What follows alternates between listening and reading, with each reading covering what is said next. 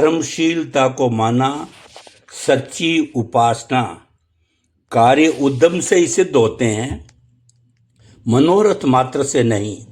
सोए हुए शेर के मुख में मृग प्रवेश नहीं करते। दो मित्र थे, दोनों के मध्य मित्रता अवश्य थी, किंतु दृष्टि और विचार दोनों के भिन्न भिन्न थे। एक आलसी था और सदैव भाग्य के भरोसे रहता। वह ईश्वर से मांगता रहता कि बिना मेहनत किए उसे सब कुछ मिल जाए। दूसरा मेहनती था, वह मूर्तियां बनाता और उससे मिली आय से सुखपूर्वक जीवन यापन करता। पहला मित्र दुनिया के प्रत्येक आयाम को नकारात्मक दृष्टि से देखता, तो दूसरा सकारात्मकता से भरा हुआ था।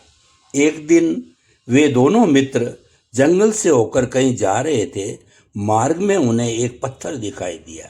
पहला मित्र उस पत्थर को भगवान का प्रतीक मानकर हाथ जोड़कर प्रार्थना करना लगा और ईश्वर से आशीर्वाद मांगने लगा। दूसरे मित्र ने उस पत्थर को बड़े ध्यान से देखा और फिर उसे उठाकर अपने घर ले आया। शीघ्र ही उसने उस पत्थर से भगवान की अत्यंत सुंदर प्रतिमा बना दी। कलाकार की सुंदर कला को जिसने देखा उसी ने सराहा। एक श्रद्धालु ने इस प्रतिमा को ऊंचे भाव देकर खरीद लिया। इससे मूर्तिकार को बहुत अच्छी आय हुई। एक दिन दोनों मित्र मिले और एक दूसरे का हाल चाल पूछा। पहले ने दुख क्लेश प्रकट किया, किंतु दूसरे ने प्रगति व प्रसन्नता का समाचार सुनाया।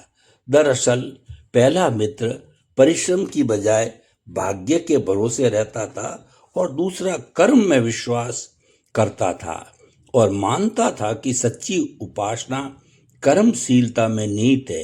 वास्तव में अपने समस्त कर्तव्यों का निष्काम भाव से समुचित निर्वहन ही कर्मयोग है और यही सच्ची भक्ति या उपासना है। ईश्वर भी उसकी सहायता करता है जो अपनी